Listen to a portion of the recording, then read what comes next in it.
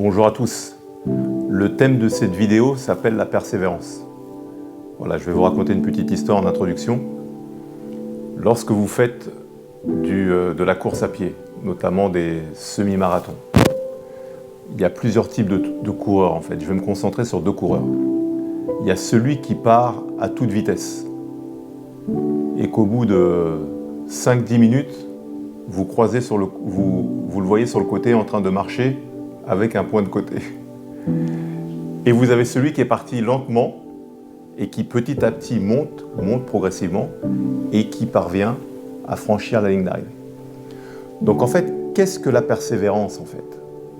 Pour pouvoir aujourd'hui réussir dans notre vie, au-delà de l'intelligence, au-delà de la connaissance, il faut avoir ce que l'on appelle la persévérance. Car vous pouvez avoir quelqu'un qui est extrêmement intelligent, extrêmement brillant. S'il n'a pas la persévérance, dès qu'une difficulté va se présenter devant lui ou devant elle, il va renoncer en fait. Celui qui a la persévérance continue d'avancer malgré les difficultés. Celui qui a la persévérance continue d'avancer dans le temps. Voilà, c'est extrêmement important. Parce que par exemple, vous allez voir que vous commencez un projet, au début vous êtes 20, et si le projet devait durer 6 mois et que finalement il dure 1 an, au bout de 6 mois, vous verrez que vous n'êtes plus 20, vous serez peut-être 5. Et donc, la persévérance produit le succès parce que celui qui persévère voit devant lui, en vision, l'objectif qu'il veut atteindre. Et lorsque cet objectif est clair et défini, il puise en lui la force suffisante pour pouvoir y arriver.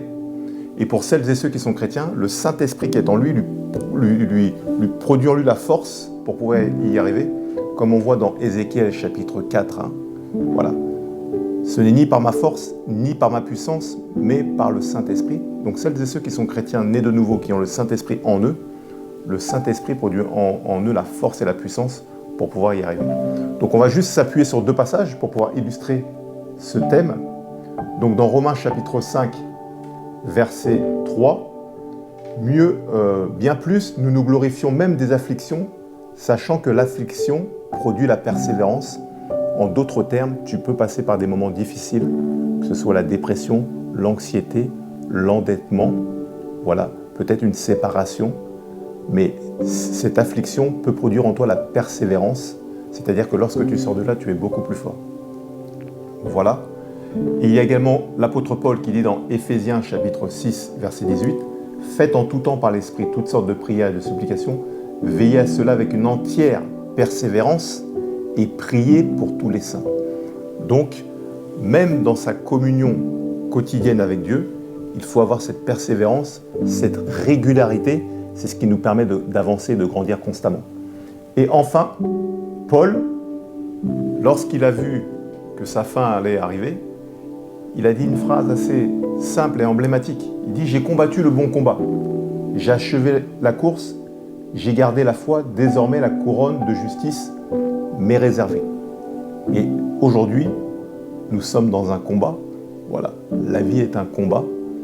Et donc il faut persévérer, ne pas se décourager, comme Dieu qui disait à Josué, dans Josué chapitre 1, « Fortifie-toi et prends courage. » Et donc, au travers de cette vidéo, je veux juste t'encourager, quelle que soit la situation dans laquelle tu te trouves, à persévérer, car lorsque tu persévères, non seulement la victoire est au bout, mais tu seras une personne totalement différente au niveau de ton caractère, de ton attitude, de ta mentalité, et également au niveau de ta relation avec Dieu.